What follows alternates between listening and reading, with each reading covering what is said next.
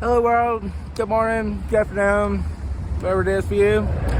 I've decided I'm going to take this video today and tell you about something that, I don't know if you noticed this, I have done a lot of videos and pictures about Walgreens and that church over there.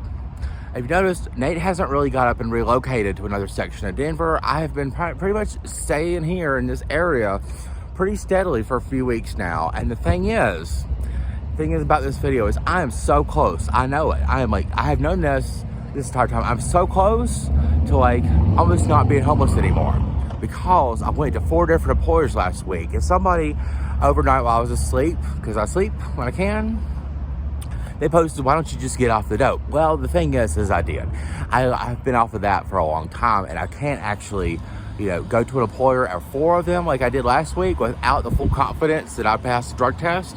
I just wouldn't have done it if I was on dope. So I was off dope last week already, and even before that. So thing is I'm already so close. And here's this Walgreens. Walgreens and I, it's not magic, it's Walgreens. I have talked and posted a lot about Walgreens. I see a lot of energy and growth here.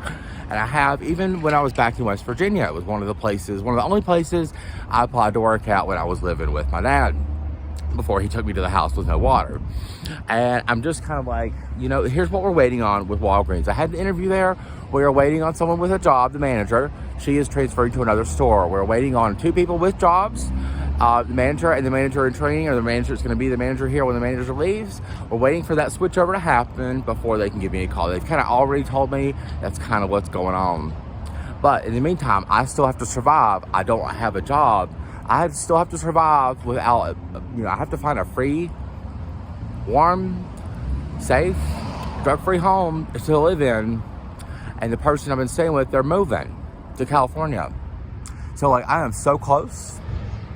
I want to tell you, I am so close. And I have been working on this really hard all the time. But it could all go away because we're waiting on people with jobs and homes to just kind of, when it's good for them, really. I wouldn't even say it's the right thing to do. I think they kind of know. This one lady that's leaving, she's already interviewed me. She's like, you should work here. But I can't. So do you see how that is? It's 75 degrees out here. It's a warm, beautiful day. I don't have my jacket, my coat, my gloves, all that stuff. Guess where all that has to be? It has to be somewhere when you're homeless or you just don't have it. It has to be somewhere you can trust. And I'm trusted the people where I have that stuff. I have got friends here. This is not the neighborhood I wanted to live in, but it is pretty much close enough. I'm already happy enough to be just living here if I can. I want to stay here and work at Walgreens. I still don't have a place to live. I still need to make the money working at Walgreens before I can really have a place to live. I know all this stuff. I'm not doing dope. I'm so close. Nate has been so close for already a month already, but it could all just fall apart. I want to work here so bad. Just want to be a clerk or something like that and just learn from the bottom up. That's all I want to do. And you see Nate get better so much faster. That has to happen. So, can we keep Nate in your prayers today? Well, just say a prayer for Nate. Thank you. Okay, so guess where I'm at now. I'm at Chipotle, the original employer that I tried to work with, the one that offered me full-time employment. And because the manager wasn't here the day she told me to start, they didn't know who I was. And they were like, hey, you can't start today. So I'm following up on the job, the original one from 2 days ago. Staff doesn't last forever. I've got to eat something, so I came here on the promise of trying to find work, even with this black eye, because I'm sober and I never give up. And I have a burrito. And I'm coming back around 3-ish. That's when the manager will get here, and I'm just gonna be like, hey, I would love to keep working. I'll probably go home and clean up my beard or something, or go home. I don't have a home. I'm going back to someone else's home. But I want to tell you, I've always been attracted to these places, these quick serve restaurants that have low barriers to entry, and there's thousands of them all over the country. There's a Subway down the street. There's a Dunkin' Donuts. My brother worked at Dunkin' Donuts once. And I'm like, these are the places where Nate's recovery is probably likely to happen. Nobody else is probably thinking, because I'm the leader of this family and have to think ahead, and nobody else is probably ever thinking, what if my mother doesn't stay married to Richard, the man with the millions of pounds for Britain? What? Who's not helping me? What if she finally wakes up and comes to her senses and is like, forget you. You never helped me to help me figure out it was a good thing to do to help my son, or whatever. Whatever can happen. Maybe they won't stay married anymore. Maybe there's a Dunkin' Donuts or a Subway or a Chipotle in Palatka, Florida, that needs an assistant manager at some point. It may be my mother. It's gonna need me, like in rocking chairs we're gonna have one day. Because Granny had them on her porch. Maybe. So I'm gonna come back here at the Chipotle around 3-ish, and I'm gonna try my best to get the job that I already have accepted. But I have to try to get them to say, you know what, you already applied, you're already in the system, we already know who you are, we already interviewed you. Let's just go ahead and give you the job that we already offered you, that you already accepted. Wouldn't that be great? I know. And we already know. See, it doesn't matter to me. I don't have a lot of pride hurt or whatever by not being at a big PR firm or whatever.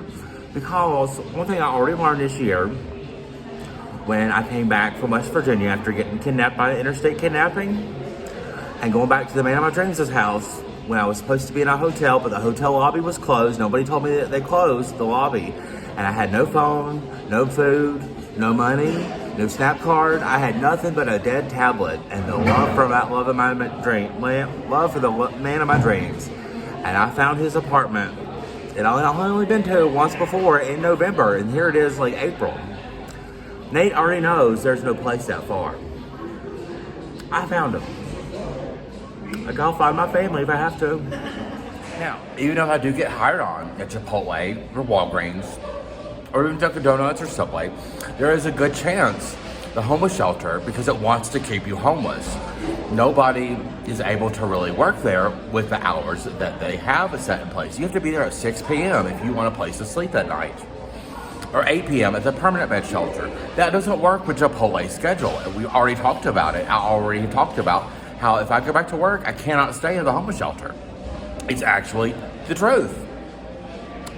It's not a safe net. It's not a good place. It's awful. Okay?